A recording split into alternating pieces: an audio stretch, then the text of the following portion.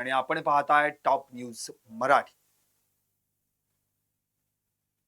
मस्साजोग येथील संतोष देशमुख हत्या प्रकरणास 57 दिवस आज पूर्ण झाले आणि त्याआधी 3 दिवस जी मारहाण झाली होती, मारामारी झाली होती, त्या प्रकरणाला आज 2 महिने पूर्ण झाले.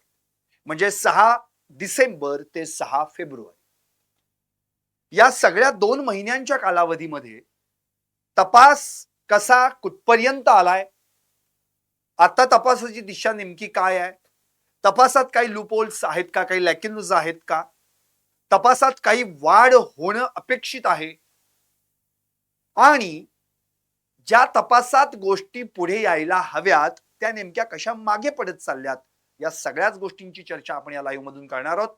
त्यामुळे या लाईव्हचं नावच आहे तपास तोकडा वाल्मिक मोकळा. खरं तर आपण अगदी सुरुवातीला जर पाहिलं तर या संतोष देशमुख हत्या प्रकरणाचं मूळ आहे खंडणीमध्ये. ज्या दिवशी खंडणी वसूल करण्यासाठी किंवा खंडणीसाठी किंवा खंडणी दिली नाही म्हणून सुदर्शन घुले, सुधीर सांगळे आणि त्याचे सगळे जे काही साथीदार चेले चपाटे हे मस्साजोग येथील आवादा कंपनीच्या त्या आवारामध्ये गेले, गेटवर लाथ मारली, वॉचमन अशोक सोनावणे यांना मारहाण केली, सुपरवायझर त्या ठिकाणी उपस्थित होते त्यांना देखील मारहाण केली, अधिकाऱ्यांना मारहाण केली आणि मग अशोक सोनावणेंना मारहाण झाली म्हणून त्या ठिकाणी संतोष देशमुख आणि काही ग्रामस्थ त्यांच्या सोबत आले. हा 6 डिसेंबरची घटना आहे. तिथून जर आपण पुढे पाहिलं तर मग 9 तारखेला संतोष देशमुखांची हत्या, 12 तारखेला हा खंडणीचा गुन्हा दाखल झाला आणि अॅट्रॉसिटी जी 6 तारखेला घेणं अपेक्षित होतं ती 12 तारखेला घेण्यात आली. त्यामुळे हे 3 प्रकार अत्यंत महत्वाचे आहेत. म्हणजे अगदी जर क्रोनॉलॉजी आपण पाहिली तर खंडणी, नंतर हत्या आणि मग खंडणीचा गुन्हा. म्हणजे खंडणीच्या वादातून घडलेली मारहाण, नंतर हत्या आणि मग खंडणीचा दाखल झालेला गुन्हा. म्हणजे या सगळ्या गोष्टींचा जर आता आपण विचार केला तर या 6 ते 12च्या दरम्यानची जी चर्चा आहे ना, ती चर्चा होणं अत्यंत गरजेचं आहे. 6 तारखेला जे काही घडलं, धनंजय देशमुखांनी देखील या सगळ्या घटनेवर प्रकाश टाकला, स्वतःहून त्याची माहिती दिली. अगदी आपण त्याच्या मागे थोडं येऊया. 29 नोव्हेंबरचं एक सीसीटीव्ही फुटेज व्हायरल झालं. त्या फुटेजमध्ये काय होतं आपण सगळ्यांनी पाहिलं. विष्णू साठे याच्या केज येथील कार्यालयाच्या आवारातील शेजारच्या दुकानामध्ये ही सगळी गँग एकत्र जमली. त्याचं फुटेज देखील आपण पाहिलं. वाल्मिक कराड आहे त्याच्यासोबत, बालाजी तांदळे कोरेगावचा माजी सरपंच, राजेश पाटील जो आता निलंबित आहे तो पोलीस अधिकारी तिथे आहे, शिवाय मग कृष्ण आंधळे, सुधीर सांगळे किंवा सुदर्शन घुले, ही सगळी गँग त्या ठिकाणी आपल्याला पाहायला मिळाली. त्याच दिवशी 29 नोव्हेंबरला वाल्मिक कराडनं विष्णू साठेच्या मोबाईलवरून फोन केला होता अवधा कंपनीतील सुपरवायझरला सुनील केमू शिंदे.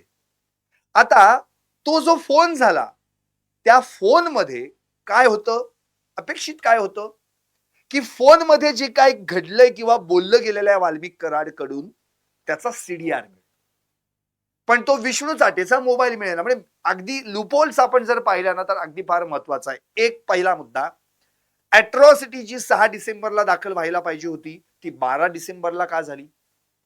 दुसरा मुद्दा, कृष्ण आंधळे 57 दिवस झाले फरार आहे. तिसरा मुद्दा, विष्णू साठे सापडलाय पण 48 दिवस झाले विष्णू साठे आत आहे तरी त्याचा मोबाईल सापडत नाहीये.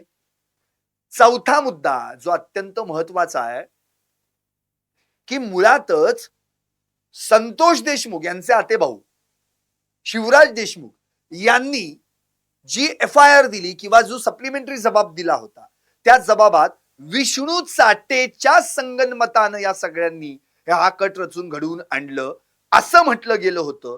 पण SITच्या तपासात आणि CIDच्या तपासात टोळी प्रमुख म्हणून किंवा या घटनेचा सूत्रधार म्हणून किंवा प्रायमरी आपण ज्याला म्हणजे जी क्रिमिनल कॉन्स्पिरसी आहे ते कॉन्स्पिरेटर म्हणून सुदर्शन घुलेचं नाव पुढे आलं.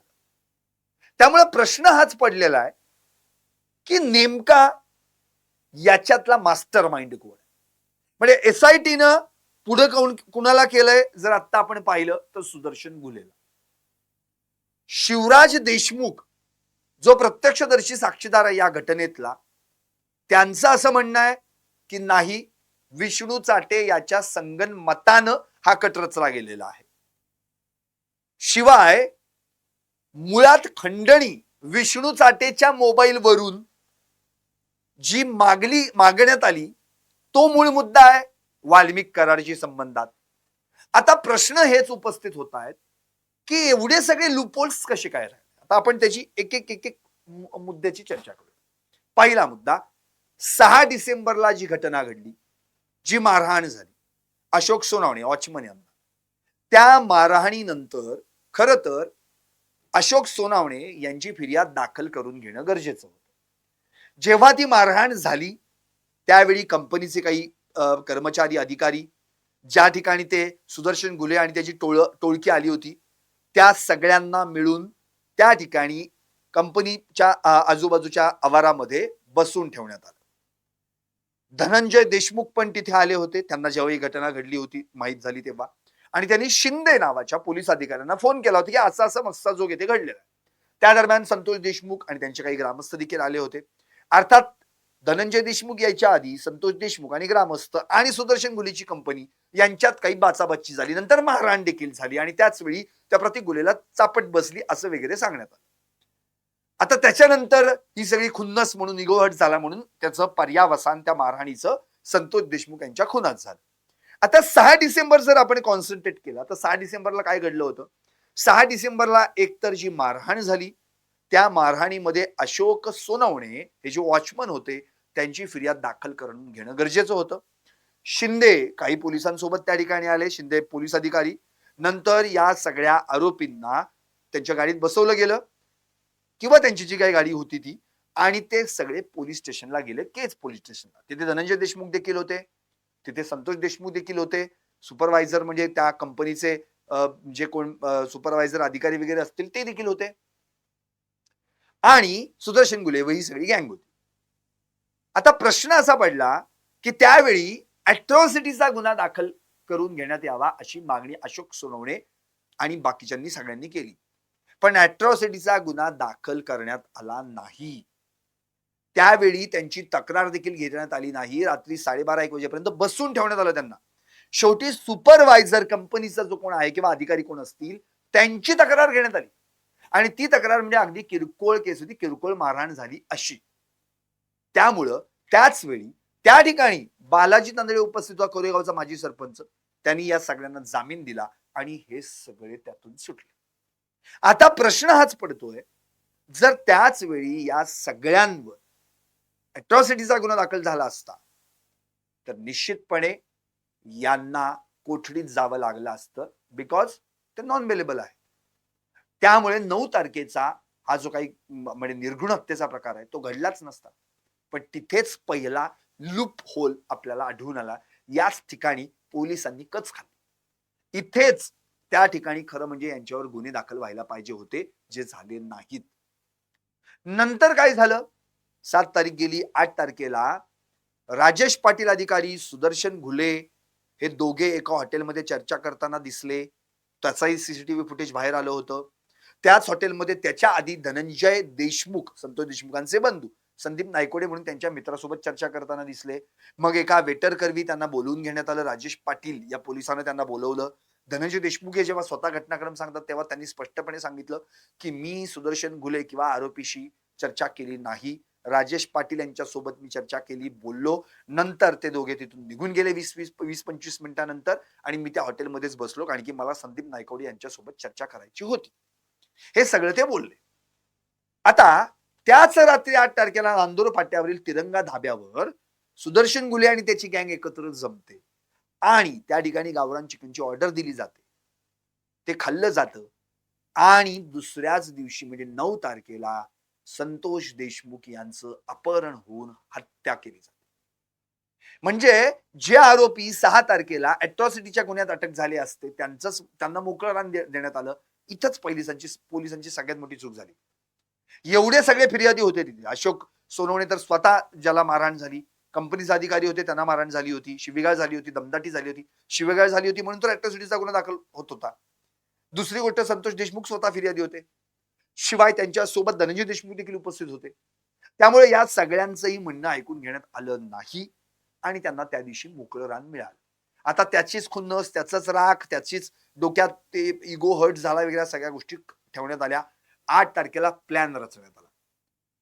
पण आता हे सगळं ज्यावेळी या अॅट्रॉसिटीचा गुन्हा दाखल होत नाहीये यांच्यावर, हे जेव्हा त्याच्या मागचं कारण जेव्हा शोधलं गेलं तेव्हा धनंजय देशमुखांना कळालं की यामागे विष्णू चाटे आहे. विष्णू चाटेच्या फोनवरून किंवा दबाव आला आणि त्यामुळे पोलिसांनी यांच्यावर अॅट्रॉसिटी दाखल केला नाही. तिथे पहिल्यांदा विष्णू चाटे हा एक्सपोज होतो, तिथे एस्टॅब्लिश होतो. म्हणजे या सगळ्यांना वाचवणारा, चालवणारा विष्णू चाटे आहे हे धनंजय देशमुखांच्या पक्क डोक्यात बसलं. आता 8 तारखेला जे काही घडलं त्यामध्ये धनंजय देशमुखांना असं वाटलं की काय बाबा आता काही पुढे होणार नाही, चर्चा झालेली आहे, मिटून देईल विषय, आणि शेवटी बिल देखील त्यांचं धनंजय देशमुखांनीच दिलं. पण 8 तारखेला यांनी जो हॉटेलमध्ये कट शिजवला होता त्या ठिकाणी विष्णू चाटे होता का नव्हता हे अजून तपासात पुढे आलेलं नाही. सुदर्शन गुलेन त्याचं टोळकं होतं. आता अर्थातच विष्णू चाटे यांनी फोनवरून सूचना दिल्या असाव्यात, कारण अॅट्रॉसिटीचा गुन्हा दाखल करतेवेळी यांच्यावर तो गुन्हा दाखल करू नका असा दबाव पोलिसांवर देण्यात आलेला विष्णू चाटेच होता असं धनंजय देशमुखांनी सांगितलंय. आता झाली 9 तारखेची गोष्ट. 9 तारखेला जेव्हा हे सगळे एकत्र आले आणि यांनी काय केलं, यांनी थेट पहिल्यांदाच संतोष देशमुख यांचं अपहरण आणि हत्येचं जे काही कारस्थान रचलं होतं त्याला बरोबर कसं मार्गी लावायचंय त्यासाठी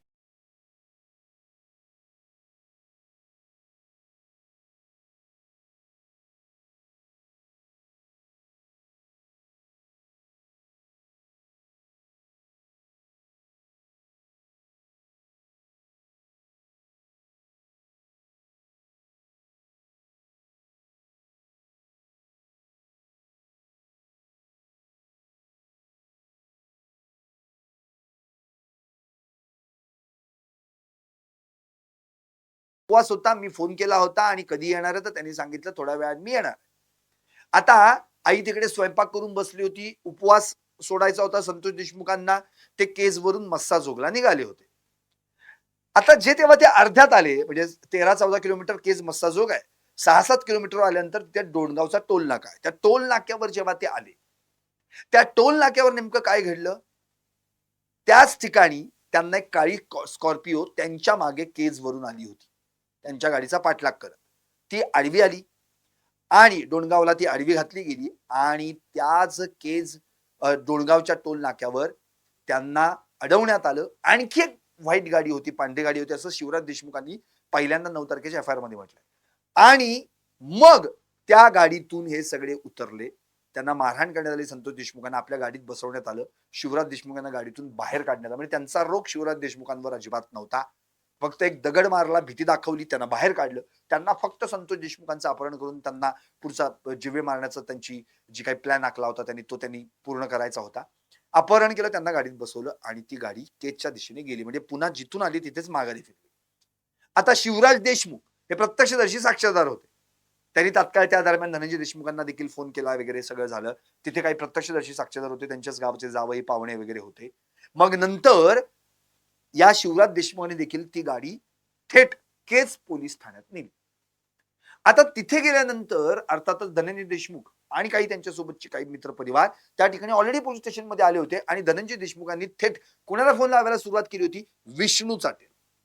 कारण धनंजय देशमुखांच्या पक्क डोक्यात होतं, कारण की जो काही एफ आय आर आहे 9 तारखेचा त्यामध्ये फक्त एकच नाव आयडेंटिफाय झालं होतं शिवराज देशमुख यांच्याकडून. ते नाव होतं सुदर्शन घुले.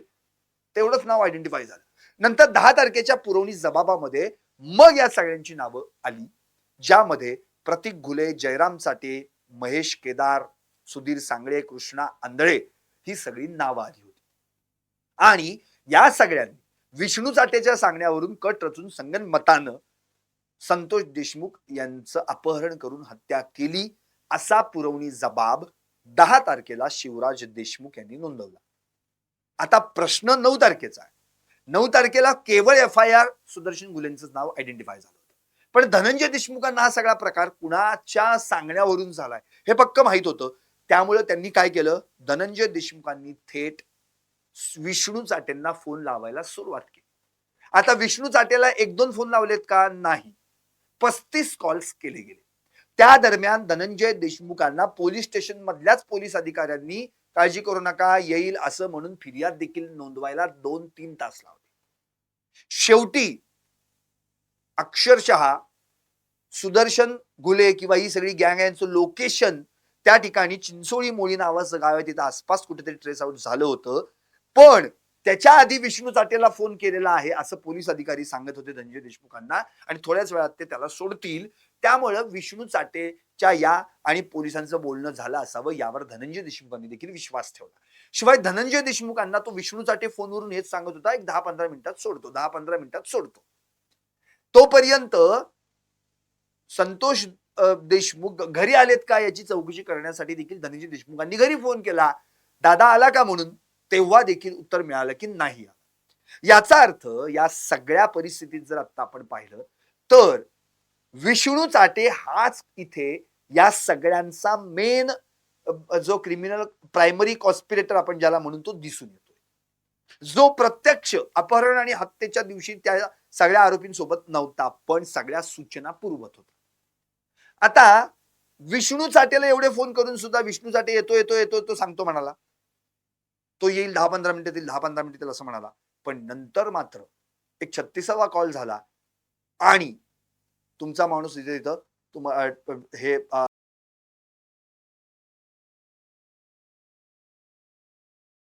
संतोष देशमुख यांची डेड बॉडीज मिळाली. नंतर त्याचा विष्णू चाटेचा फोनच बंद झाला. आता याच दरम्यान जेव्हा तपास सुरू झाला तेव्हा तपासामध्ये विष्णू चाटे आणि वाल्मिक कराड याचं बोलणं झालं होतं या दोघांचं 3 ते 6 सव्वा 6च्या दरम्यान. कारण की याच दरम्यान संतोष देशमुखांचं अपहरण आणि हत्या झाली होती. त्यामुळे तो विष्णू चाटेचा मोबाईल इतका महत्वाचा आहे.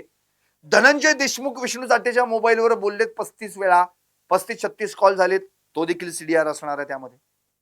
वाल्मिक कराड आणि विष्णू चाटेचं बोलणं झालेलं आहे 3 ते सव्वा 6च्या दरम्यान 9 डिसेंबर रोजी, ते देखील CDR आणि ते देखील बोलणं त्यामध्ये असणार आहे, तो संवाद कॉन्व्हर्सेशन असणार आहे. आणि 29 नोव्हेंबरला केज मधून विष्णू चाटेच्याच मोबाईलवरून वाल्मिक कराडनं कंपनीच्या सुपरवायझरला धमकी दिली होती, सुदर्शन गुले सांगतोय तसं करा नाहीतर तुम्हाला ती पुढचं काम करू देणार नाही. हे देखील बोलणं त्या मोबाईलमध्ये असणार आहे. पण हे एवढं सगळं बोलणं ज्या मोबाईलमध्ये असणार आहे तो मोबाईलच आता सापडेल. म्हणजे किती महत्वाचा तो मोबाईल आहे. एकतर तुम्ही अॅट्रॉसिटी दाखल करून घेतली नाही, तिथे पोलिसांनी कच खाल्ली, बीड पोलिसांनी, केज पोलिसांनी. दुसरी गोष्ट, आता SIT आणि CID कडे बोट वळवलं जात आहे. कारण की SIT आणि CIDचा विचार केला तर 48 दिवस झाले विष्णू चाटे यांच्या ताब्यात आहे. विष्णू चाटे पहिल्या 1-2 आपण जेव्हा हिअरिंग होत्या तेव्हा आपण SITच्या पोलिसांनी किंवा SITने किंवा CIDने काय सांगितलं होतं कोर्टासमोर की विष्णू चाटे आम्हाला सहकार्यच करत नाहीये, तपासात सहकार्य करत नाहीये. त्यामुळे मोबाईल कुठे ठेवला हे कळत नाहीये. मोबाईल तो म्हणतोय मला आठवेना कुठे ठेवलेला आहे. आता कुठे फेकून दिला काय का मुद्दाम करतोय कुणास ठाऊक. आता यासाठी विष्णू चाटेचं जो मोबाईल फेकून दिलेला आहे त्या परिसरातील 1 किलोमीटरच्या रेडियस मध्ये पोलिसांनी मोबाईलचा शोध देखील घेतला पण मोबाईल सापडला नाही.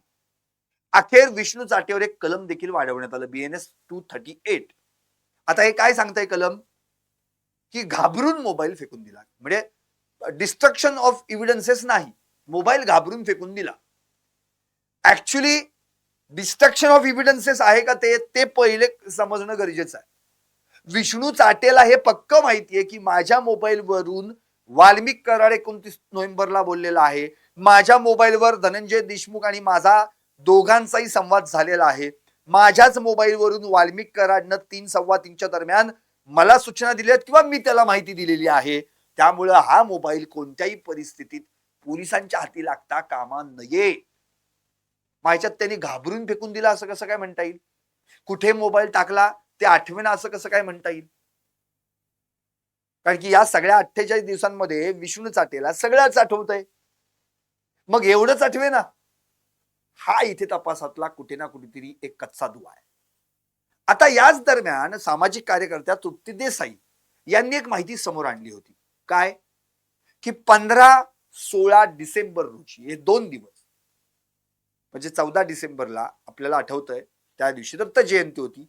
15 आणि 16ला हे दोघेही दिंडोरी येथील श्री स्वामी समर्थ आध्यात्मिक विकास प्रधान सेवा केंद्रामध्ये आश्रयाला होते, मुक्कामी होते, असं तृप्ती देसाईंनी म्हटलं.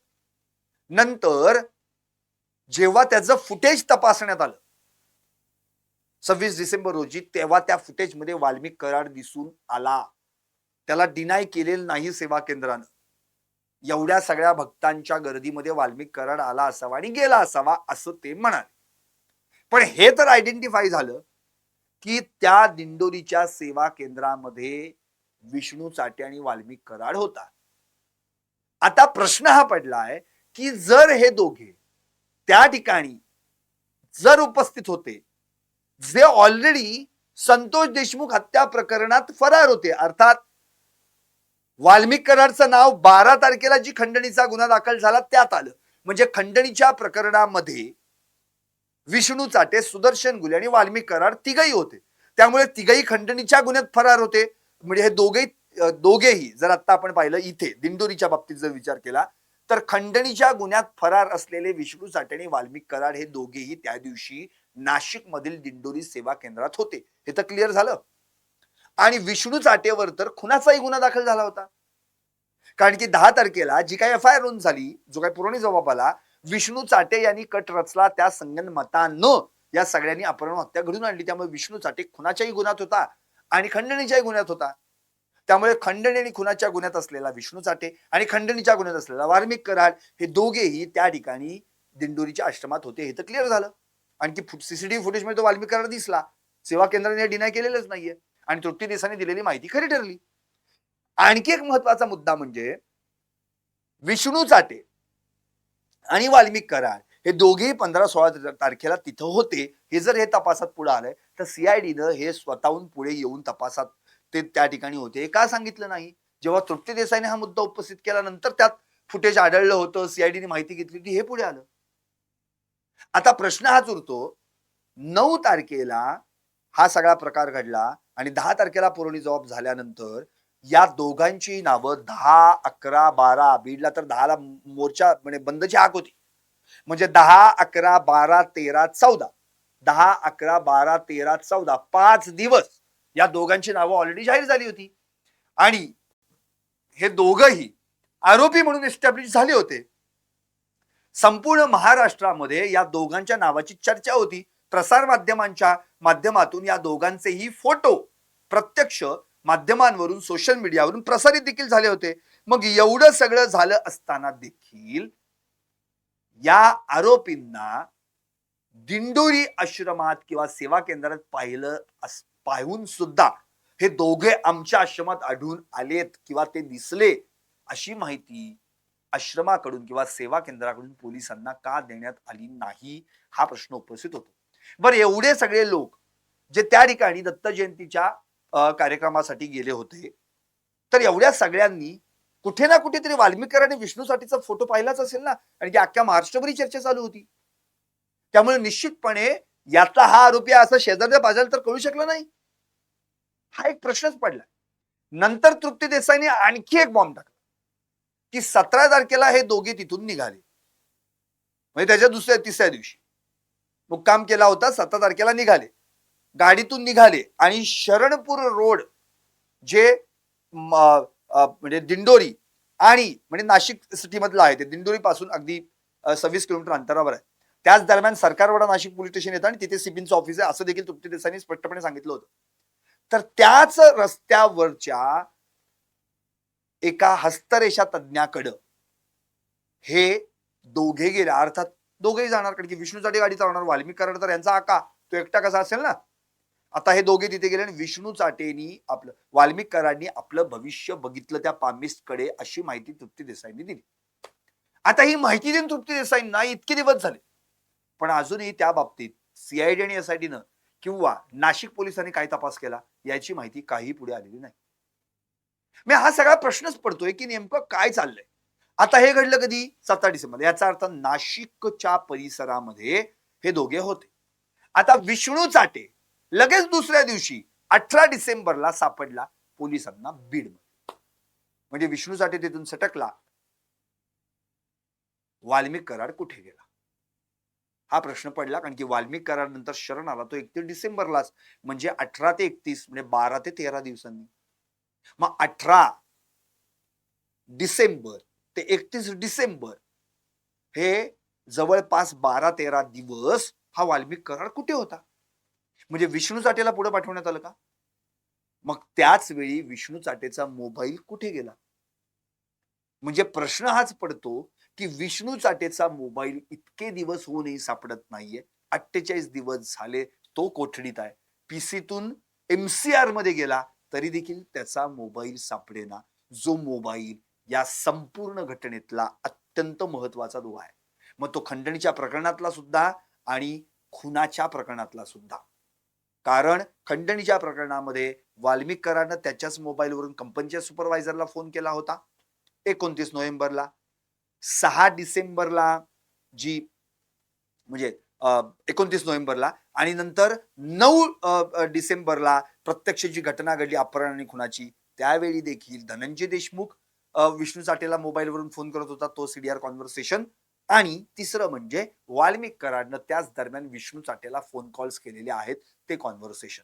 त्यामुळे तो मोबाईलच सापडेना. सगळ्यात मोठा जो या प्रकरणातला एक महत्वाचा इव्हिडन्स आपण म्हणू तोच इव्हिडन्स नेमका पोलिसांच्या हाती लागत नाही. त्यामुळे हे झालं सगळं विष्णू चाटे आणि वाल्मिक कराडचं पुराण. आता प्रश्न पुढचा उपस्थित होतो तो म्हणजे कृष्णा आंधळे. आता हा कृष्णा आंधळे नेमका कुठे आहे? कारण कृष्णा आंधळे एकतर मुळात त्याला घरात राहायची सवय नाही, घरातल्या लोकांशी त्याचे काही फारसं पटत नाही. त्याला व्हायचं होतं पोलीस, झाला चोर दरोडेखोर आणि गुन्हेगार. हे सगळं वेगळंच कॉन्ट्रोवर्शियल आहे त्याचं सगळं लाईफ. आणि हा कृष्णा आंधळे आता आपण पाहिलं अगदी म्हणजे आजचीच लेटेस्ट आपण न्यूज जी आपण आज लाईव्ह देखील तुम्ही दुपारी पाहिलं की त्यामध्ये त्या कृष्णा आंधळेच्या काही मित्रांनी मिस यू कृष्णाबाई म्हणून म्हटलंय. त्याला वाढदिवसाचं स्टेटस अगदी 1-2 दिवसांपूर्वी काय झालं असेल स्टेटस ठेवलं गेलं. दुसरी गोष्ट म्हणजे याच कृष्णा आंधळेच्या काही मित्रांनी अक्षरशः होमगार्डला मारहाण केली अशोक मोहिते म्हणून. का तर पोलिसांबरोबर होमगार्ड असतात त्यामुळे तेही देखील आता सुरक्षित नाहीयेत. का मारहाण केली तर वाल्मिक कराड आणि धनंजय मुंडे संदर्भातल्या बातम्या पाहतो म्हणून. अक्षरशः डोळा जाता वाचला त्यांचा. मग ते जे दोघं आहेत त्या दोघांवर पुढे काय कारवाई झाली या म्हणजे अजूनही त्या वाल्मिक कराड त्याच्या चेल्या चपाट्यांची समर्थकांची दहशत किती आहे बघा. म्हणजे 7-8 जण आत आहेत तरी असे बरेच जण चिल्ले पिल्ले बाहेर आहेत जे त्या वाल्मिक कराडच्या नावानं दहशत पसरवतायत किंवा या गुंडापुंडांच्या नावानं दहशत पसरवतायत. आता हा कृष्णा आंधळे 57 दिवस कुठे आहे? मुळातच हा कृष्णा आंधळे होता कुठे? हा कृष्णा आंधळे सुधीर सांगळे आणि सुदर्शन गुले यांच्या बरोबरच होता. सुदर्शन गुले आणि सुधीर सांगळे हे कसे भेटले त्याच्यावर आपण चर्चा करूच. पण कृष्णा आंधळे 57 दिवस आज झाले जो फरार आहे त्याच्यावर बक्षीस सुद्धा पोलिसांनी लावलेलं आहे. ऍब्स्कॉन्ड म्हणून म्हणजे फरार आरोपी त्याला म्हटलेला आहे. तरी देखील अजूनही सीआयडी आणि एसआयटीच्या हाती लागलेला नाहीये तो. तो याच दोघांसोबत म्हणजे सुदर्शन गुले आणि सुधीर सांगळेसोबत गिरनार पर्वत चढला, मुंबई फिरून आला, गुजरातमध्ये गेला, म्हणजे राज्या परराज्यात फिरला तो. आणि नंतर तो जो गायब झाला तो गायबच झाला. म्हणजे त्याला डिस्ट्रक्शन ऑफ इव्हिडन्सेस 2 वर्ष. आणि मुळात विशेष म्हणजे हा कृष्णा आंधळे जो आहे हा काल परवा फरार नाहीये. हा 2 वर्षांपासून फरार आहे. 23 पासून जे 307चा एक प्रकार घडला होता गुन्हा खुनाचा प्रयत्न त्या तो फरार आहे. आणि हा असा फरार असलेला आरोपी बीड जिल्ह्यात फिरतो, धारूरमध्ये फिरतो, केजमध्ये फिरतो, परळीत फिरतो. 9 डिसेंबरला हत्या प्रकरणात तो यांच्या सोबत असतो, हत्या करतो संतोष देशमुखांची आणि पुन्हा फरार होतो. म्हणजे एवढ्या सगळ्या दिवसांमध्ये हा कृष्णा आंधळे तुम्हाला दिसलाच नाही, कुठे बीडमध्ये आढळूनच आला नाही. म्हणजे पोलिसांनी त्याला पाहिलंच नाही. हा काय वेषांतर करून फिरत होता का? म्हणजे हे सगळं म्हणजे अगदी म्हणजे काय गंमत चालवली पोलिसांनी हो. की जो आरोपी ऑलरेडी खुनाच्या प्रयत्नात फरार आहे, ज्याच्यावर ऑलरेडी 6 ते 7 गुन्हे दाखल आहेत, जो हिस्ट्री सीटर आहे, त्याच कृष्णा अंधळेला आता पोलीस जंग झाले पछाडून, म्हणजे थकली आता बहुतेक पोलीस विसरली काय कृष्णा आंधळे म्हणून माध्यमांना सारखं नाव जाहीर करावं लागतं त्याचं. कृष्णा आंधळे बघा, कृष्णा आंधळे त्याला पकडायचं आहे, अशी परिस्थिती निर्माण झाली.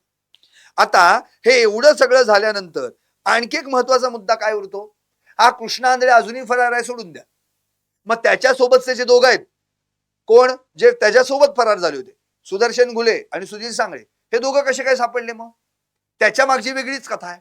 आपल्याला आठवत असेल 3 तारखेला नांदेड वरून एक दाम्पत्य ताब्यात घेतलं होतं. त्या दाम्पत्याचं नाव होतं वायबसे. म्हणजे नवरा डॉक्टर आणि बायको वकील, काही काळ सरकारी वकील म्हणून देखील काम केलं आणि यांनी काही काळ डॉक्टर म्हणून काम केलं असं म्हणूयात. आणि नंतर यांनी म्हणजे प्रॅक्टिस करणं सोडून दिलं आणि अक्षरशः मुकादम झाला. ऊस टोळी कामगारांचा मुकादम झाला. म्हणजे डॉक्टरी पेशापेक्षा मुकादमी करण्यात जास्त पैसा हे त्याला कळलं वाटतं. आता हा मुकादम झाल्यानंतर यानं काय केलं, त्या सुधीर सांगळे, हे कृष्णा आंधळे, हे सुदर्शन गुले यांच्या संपर्कात येऊन आपली एक वेगळीच टोळी तयार केली. ह्या मुकादमाची टोळी थोडक्यात. आता जेव्हा 9 तारखेला ही हत्या झाली संतोष देशमुखांची, त्यावेळी सुदर्शन गुले आणि वायबसे यांचा संपर्क झाला होता फोनवरून असं पोलीस तपासात पुढे आलं. आणि 9 तारखेला जसे हे आरोपी फरार झाले तसा हा वायबसे देखील बायकोसह फरार झाला. इव्हन त्याच्याच नातेवाईकांपैकी कुणाचा तरी मृत्यू झाला होता, त्याच्या अंत्यसंस्काराला देखील तो वायबसे उपस्थित नव्हता. त्यामुळे कुजबूज सुरू झाली. मग तो कुठे गेला, मग त्याचे संपर्क कुणाशी आहेत ते जोडण्यात आलं, त्याचा देखील फोन बंद. मग आढळून आलं हा सुदर्शन गुलेची संपर्कात होता आणि मग त्याचा तपास लागला आणि नांदेड वरून त्या नवरा बायकोला ताब्यात घेण्यात आलं, चौकशीला बोलावण्यात आलं. नंतर त्या याच वायबसेनी या आरोपींना या प्रकरणातून पळून लावण्यासाठी मदत केली होती असा त्याच्यावर आरोप आहे. शिवाय यांना फायनान्शियल ट्रान्झॅक्शन देखील यांच्यामध्ये झालं, त्यांना पैसे देखील पुरवल्याचा आरोप या डॉक्टरवर आहे. पुढे त्या वायबसेचं काय झालं? 3 जानेवारीला सापडला होता हा, आज 1 महिना 3 दिवस झाले. पुढे त्या डॉक्टर वायबसेचं आणि त्याच्या बायको त्या दोघांनी काय केलं, पुढे काय झालं, काहीही माहित नाही. म्हणजे हा तपास पुढे कुठपर्यंत गेला, वायबसे प्रकरणातल्या संदर्भातला जो धागा याच्यातला महत्वाचा, ज्यानं 3 तारखेला यांची नावं सांगितली आणि 4 तारखेला हे दोघं पुण्यातल्या बालेवाडी परिसरात सापडले, अटक झाली यांना रात्री. हे कसं काय? म्हणजे याला या बरोबर त्या वायबसेला हे स्पष्ट माहित होतं की हे दोघं कुठे आहेत, यांच्या सोबत कृष्णा आंधळे कुठे आहे हे देखील त्याला माहित असणार आहे. पण सापडले फक्त 2च, सुधीर सांगळे आणि सुदर्शन घुले. मग तिसरा कुठे गेला हा प्रश्न निश्चितपणे पडलाय. आता प्रश्न उपस्थित हाच होतो की जर हे दोघं सापडले होते, या दोघांना यांनी पैसे पुरवले होते, या दोघांनाही पळून जाणे त्यांनी मदत केली होती वायबसेनी, मग कृष्णा आंधळे त्याचा ट्रेस, त्याला कुठे मदत केली, त्याला कुठे पैसे पुरवले गेले हे त्याला निश्चितपणे माहित असणार आहे. नंतर पुढे वायबसेनी कृष्णा आंधळे संदर्भात काय सांगितलं, काहीच माहिती. आता हे 4 तारखेला सापडले, 4 जानेवारी म्हणजे 3 तारखेला वायबसेचं आपण असं म्हणू की वायबसेल इंजेक्शन दिलं, या डॉक्टर वायबसेलाच इंजेक्शन दिलं पोलिसांनी आणि 4 तारखेला घुले आणि सांगळे या दोघांचं डायग्नोसिस झालं असं म्हणता येईल. म्हणजे हे दोघे सापडले. आता हे सगळं झालं खरंय. वायबसेच्या बाबतीत सीआयडी आणि यासाठी तर पुढे काय झालं काही सांगितलं नाही. कृष्णा आंधळे फरार आहे, काय झालं काही माहित नाही. ऍट्रॉसिटीचा गुन्हा 6 तारखेच्या ऐवजी 6 डिसेंबर ऐवजी 12 डिसेंबरला का नोंदवण्यात आला काही माहित नाही. प्रश्न आणखी महत्वाचा, आणखी त्याच्या पुढचा महत्वाचा की या सगळ्या प्रकरणामध्ये एक मे महिन्यामध्ये अगदी इलेक्शनच्या पूर्वीच्या काळात सुरेश धस यांनी जे विधानसभेत मांडलं होतं ते प्रकरण, किंवा नंतर सुरेश धस यांनी माहिती दिली, सातपुडा बंगल्यावर एक मीटिंग झाली. ही मीटिंग खंडणी संदर्भात होती. त्या मीटिंगला नितीन बिक्कड, आता नितीन बिक्कड कोण झालं विसरून गेलो आपण सगळे, नितीन बिक्कड हा अवादा कंपनी जी मस्साजोगची आहे तिथे सिक्युरिटी प्रोव्हाइड करणारी व्यक्ती. त्यानंतर त्याची पण प्रसार माध्यमांनी मुलाखत घेतली. त्यांनी सांगितलं या प्रकरणाशी माझा काही संबंध नाही. मी फक्त सिक्युरिटी प्रोव्हाइड करतो. ते पण माझा एक नातेवाईक आहे. त्याच्या नावावर ते चालतं. त्याच्याही सिक्युरिटी गार्डला तिथे मारहाण झाली आहे. विशेष म्हणजे त्याची फिर्याद नोंदवण्यात आली नाही असं देखील बिक्कडनी सांगितलं होतं. हा नितीन बिक्कड सुरेश दस यांच्या सांगण्यानुसार अवादा कंपनीचे काही कर्मचारी अधिकारी मुंबईचे अवादा कंपनीचे काही अधिकारी शिवाय वाल्मिक कराड आणि स्वतः दस्तुरकृत धनंजय मुंडे हे सगळे सातपुडा बंगल्यावर होते. त्या ठिकाणी त्यांची मिटिंग झाली. 3 कोटींची खंडणी आवादा कंपनीकडे मागण्यात आली. नंतर ते डील झालं 2 कोटींवर आणि मग त्यातला पहिला हप्ता अगदी 50-1 लाखांचा जो त्यावेळी मिळायला हवा होता त्याच्यावर 29 नोव्हेंबरचा वाल्मिक कराडचा अवादा कंपनीला फोन, 6 डिसेंबरला सुदर्शन गुल त्याच्या माणसांनी जाऊन केलेली मारहाण आणि या सगळ्या खंडणीच्या प्रकरणात संतोष देशमुख आडवे आले म्हणून 9 तारखेला त्यांची झालेली अपहरण आणि हत्या. या सगळ्या प्रकरणाचं कनेक्शन आहे. पण सीआयडीच्या आणि एसआयटीच्या तपासात सातपुडा डोंगरापर्यंत सातपुडा बंगल्यापर्यंत तर काय सातपुडा पर्वतच झालाय जणू काही. सातपुडा बंगल्यापर्यंत सीआयडी आणि एसआयटीचा म्हणजे काही सुईचा टोकाचा देखील प्रवास पुढे सरकलेला नाही. सुरेश दस सारख्या जबाबदार व्यक्तीनं आमदारानं संविधानिक पदावर असलेल्या जनतेनं निवडून दिलेल्या व्यक्तीनं हे सांगितलं असून सुद्धा सातपुडा बंगल्यावरचे सीसीटीव्ही फुटेज का तपासण्यात आले नाहीत किंवा त्या संदर्भात तपासात अजूनही काही पुढं कसं आलं नाही याची माहिती कोणालाही नाही. पुढं काय झालं म्हणजे एकंदरीत प्रश्न हा उपस्थित होतोय की एवढी सगळी लूपहोल्स या सगळ्या प्रकरणात आहेत. सुदर्शन घुलेला तुम्ही एमसीआर मधून पीसीआर मध्ये घेतलं. डिजिटल एव्हिडन्सेस आहेत त्याच्याकडचे 2 मोबाईल जप्त झाले. एका मोबाईलचं लॉक उघडत नाही म्हणून तुम्ही त्याला पीसीआर मध्ये घेतलं 5 दिवसांच्या नंतर. 5 दिवसांची पीसीआर संपली तुम्ही त्याला एमसीआर मध्ये टाकलं. पण लॉक उघडला का नाही? लॉक उघडला असेल तर काय सापडलं? नसेल उघडला तर तुम्ही त्याला एमसीआर कशी काय? तुम्ही परत पीसीआरच मागितली असते. याचा तर लॉक उघडलाय. मग लॉक उघडलाय तर त्यात पुढे काय आलं? काहीही माहित नाही. याचा अर्थ ह्या सगळ्या कड्या कशा आता पुसट होत चालल्यात बघा. म्हणून तपास तोकडा आणि वाल्मिक मोकळा असं मला म्हणावं लागतं. कारण की मुळातच हत्येचं प्रकरण खंडणीच्या मुळाशी आहे आणि खंडणीच्या मुळाशी कोण आहे? तर वाल्मिक कराड आहे. कारण की काय सातपुडा पर्वतावर वाल्मिक कराड असणं, सातपुडा बंगल्यावर वाल्मिक कराड असणं, नंतर हाच वाल्मिक कराड 29 नोव्हेंबरला विष्णू चाटेच्या मोबाईलवरून खंडणी संदर्भात आवादा कंपनीच्या सुपरवायझरशी बोलतो तो विषय. नंतर याच प्रकरणातून 6 डिसेंबरला त्या ठिकाणी या वाल्मिक कराडची गँग आणि माणसं जाऊन तिथं मारहाण होणं हा विषय आणि नंतर याच वाल्मिक कराडवर प्रत्यक्ष खंडणीचा गुन्हा दाखल होतो हा विषय. कारण की जी काही सुनील केमुख शिंदे यांनी फिर्याद दिलेली आहे त्यामध्ये त्यांनी स्पष्टपणे वाल्मिक कराड, विष्णू चाटे आणि सुदर्शन घुले या तिघांची नावं घेतलेली आहेत. मग हे सगळं प्रकरण जर खंडणीच्या मुळाशी आहे तर वाल्मिक कराड खंडणी मधला नंबर 1 चा आरोपी आहे हे तर क्लिअर आहे. नंतर हत्येच्या कटात देखील त्याचा कसा सहभाग आहे हे 9 तारखेला 3 ते 6:15च्या दरम्यान जेव्हा अपहरण आणि हत्या झाली संतोष देशमुखांची त्या दरम्यान विष्णू चाटे आणि वाल्मिक कराड यांचं फोनवरनं बोलणं झालं होतं. त्याच दरम्यान त्याच ड्युरेशन मध्ये जो पिरियड मॅच होतोय त्यामुळे विष्णू चाटेचा देखील या गोष्टीची संबंध आहे. म्हणून त्या खुनाच्या कटात सहभागी म्हणून मकोका दाखल करून त्यांना त्याला त्या गुन्ह्यात घेण्यात खुनाच्या गुन्ह्यात घेण्यात आलं. याचा अर्थ मूळ सूत्रधार वाल्मिक कराड असताना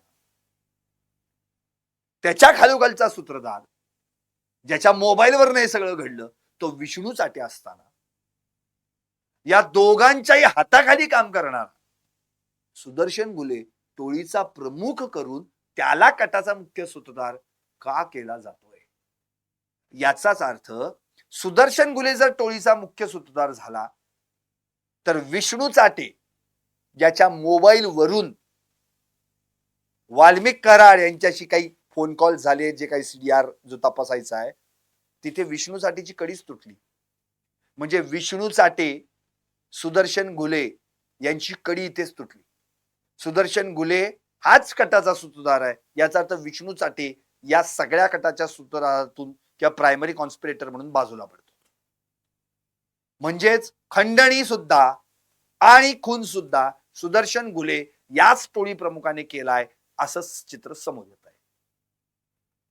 आता विष्णू चाटेच बाहेर पडला तर विष्णू चाटेच्या मोबाईलवरून ज्याने फोन केला तो वाल्मिक कराड मोबाईलच सापडत नाहीये आणि दुसरीकडे विष्णू चाटेच या खुनाच्या कटाच्या या सगळ्या कडीतून बाहेर पडतोय. तर वाल्मिक कराडचा थेट संबंध खुनाशी कसा काय जोडता येऊ शकतो, कारण की मोबाईलच हातात नाहीये.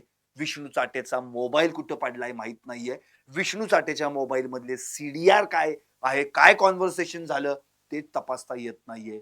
आणि विष्णू चाटे या सगळ्या कटात मुख्य सूत्रधार आहे असं शिवराज देशमुख यांनी दिलेल्या पुरवणी जबाबात म्हटलेलं आहे. शिवाय धनंजय देशमुखांनी देखील विष्णू चाटेला 35 कॉल केलेत आणि की त्यांना माहितीये या माग विष्णू चाटे आहे. आता कशा कड्यात तुटल्यात बघा. त्यामुळं हा तपास जे पहिलं सीआयडी आणि एसआयटीच्या आधी जो पोलीस स्टेशन मध्ये झालेला आहे बीड केस मध्ये, त्यात जे काही आहे त्या पुरवणी जबाबाशी त्या तपासाशी आता एसआयटीने केलेल्या तपासाचं मॅच होतंय का काही कॉन्ट्राडिक्टरी आहे हे तपासणं अत्यंत गरजेचं. कारण की जेव्हा ही केस चार्जशीट फाईल केली जाईल त्यामध्ये जे काही तपास मांडला जाणार आहे त्याच तपासावर जर खटला उभा राहणार आहे, जे काही इन्व्हेस्टिगेशन झालं त्याच्यावर खटला उभा राहणार आहे, जे काही इव्हिडन्सेस सापडले त्याच्यावर खटला उभा राहणार आहे. आणि हे सगळं जर त्याच्यावर उभं राहिलं तर पुढे मास्टर माइंड कोण आहे, कोण मुख्य कटाचा सूत्रधार आहे, कुणी हे सगळं घडून आणलं ते घडणार आहे, ते कळणार आहे. पण आता इथे सुदर्शन घुलेच जर मुख्य होत असेल तर विष्णू चाटे आणि वाल्मिक कराड कुठे गेले, यांचा या प्रकरणाशी किती संबंध, कुठल्या पुराव्यानिशी पुढे येतोय. शिवराज देशमुख आणि धनंजय देशमुख तर पहिल्यापासून विष्णू चाटेचं नाव घेत आहेत. मग या सगळ्या गोष्टींचा विचार करायला हवा. पण या सगळ्या लूपहोल्समुळे प्रश्न हाच पडलाय, कृष्णा आंधळे सापडेना, चाटेचा मोबाईल मिळेना, तपास तोकडा, वाल्मिक मोकळा अशी परिस्थिती आज निर्माण झाली आहे. 6 डिसेंबरला घडलेली मारहाण, अॅट्रॉसिटी दाखल झाली नाही, खून अक्षरशः घडला या सगळ्या प्रकरणातून, तिथं पहिल्यांदा पोलीस चुकले. 6 डिसेंबरची अॅट्रॉसिटी 12 डिसेंबरला दाखल का करण्यात आली, का 6-7 दिवस 8 दिवस लावले गेले हा प्रश्न. कृष्णा आंधळे फरार आहे, इतके दिवस का सापडत नाहीये. विष्णू चाटेचा मोबाईल कुठे गेलेला आहे माहित नाही. डॉक्टर वायबसे यांचं पुढे काय झालं, या तपासाची काय कनेक्शन आहे हे कोणीच सांगत नाहीये. शिवराज देशमुख यांनी प्रत्यक्षदर्शी साक्षीदार म्हणून दिलेला पुरवणी जबाब आणि आता एसआयटीत सांगण्यात येत आहे की सूत्रधार म्हणून सुदर्शन घुले आहे, तर ही कॉन्ट्राडिक्टरी तपासात का दिसते. या सगळ्याच प्रश्नांची उत्तरं जोपर्यंत आपल्याला मिळत नाहीत तोपर्यंत संतोष देशमुख हत्या प्रकरणात नेमका तपास कुठपर्यंत येतोय, कुठपर्यंत चाललाय, पुढे काय होणार आहे, या सगळ्याच प्रश्नांची उत्तरं निरुत्तरित आहेत. पाहत रहा टॉप न्यूज मराठी, आपला महाराष्ट्र, आपली बात.